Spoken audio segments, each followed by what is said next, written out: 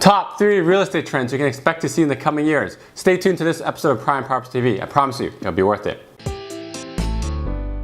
Good day, Toronto. Welcome to another episode of Prime Property TV. So glad you could join us here. We officially hit the 100 episode mark with today's episode. Woohoo! Thanks to everyone for watching and following along. It's really the feedback that I get from all of you guys that keeps me going. Thank you, truly.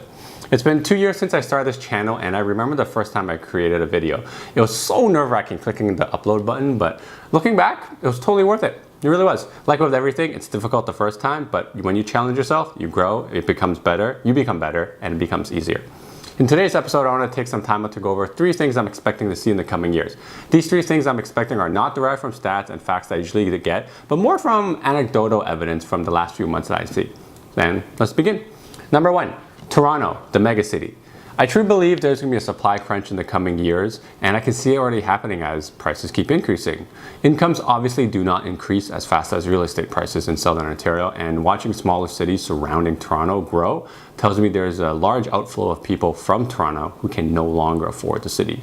It's unfortunate, but it's obviously what happens when a city grows. 5 years ago, you could buy a nice detached property in Toronto adjacent cities such as Pickering in the east, Barrie in the north, and Hamilton, Burlington in the west for $500,000. Now it's no longer possible, and the respective adjacent cities to those cities have almost hit $500,000, if not some cities over. The sprawl for affordable housing keeps pushing further and further and further from Toronto, and it's looking like it's going to pass the Greenbelt very, very soon. So one may ask, who's replacing the people leaving Toronto?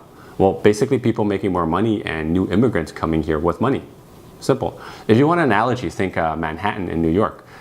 When that got too expensive, the surrounding boroughs such as Queens, Brooklyn, and Staten Island got more expensive as well. This is exactly what's happening in Toronto's adjacent cities right now. Number 2. Domestic locals priced out. I've talked about this a lot on my channel, but I'm going to top it again because I need to hammer it in. I'm already seeing this happen. Unless you're earning over $100,000 as a family, you're going to have a very difficult time qualifying for a conventional mortgage to buy an entry-level property at around $500,000. $500,000 gets you an entry-level condo and could even be below average. Many young families who are buying properties and converting their existing entry-level condos about years ago into larger properties, or they just have help from parents. That's how they're buying. If you're looking to buy your first property without any built-up equity from before or family assistance, it's incredibly difficult. As the minimum wage has increased and made living in Toronto even more difficult and expensive, saving for that down payment gets harder and harder, especially for first-time home buyers. It's just brutal. Think about this. If you have kids, imagine what prices will be like when they get to the age of home ownership. Do you think the current wages or the wages that they'll be getting is going to be support an entry-level condo in the next 5 years? It's a tough pill to swallow, but Toronto has more room to grow and could get a lot more expensive. If you go to any old European cities or even mega developed cities in China, there's no way you can buy an apartment in the downtown core of these cities because it's simply too expensive.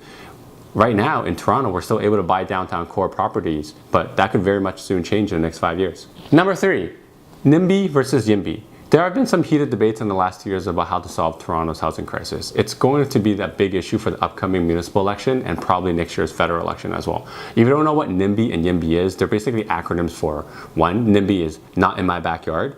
2, YIMBY is yes in my backyard. Basically, it's 2 conflicting views of intensification. And if you haven't noticed in GTA, it's mostly divided into these 2 segments of housing. Super tall 50+ story condos or super large freehold properties. The thought is that we're kind of missing that little middle of these in-between properties. Multiple smaller and more affordable units that can effectively fit on a single large freehold lot. These lots have enough space to be converted into maybe like 4plexes or higher and effectively house more families, thereby increasing density. However, NIMBYs are against it and YIMBYs are obviously pushing for it. And the challenge is that our zoning is super outdated, so these 2 thought processes are likely to keep clashing for the foreseeable future. Thank you guys for watching. If you learned something in this video, make sure you give me a thumbs up.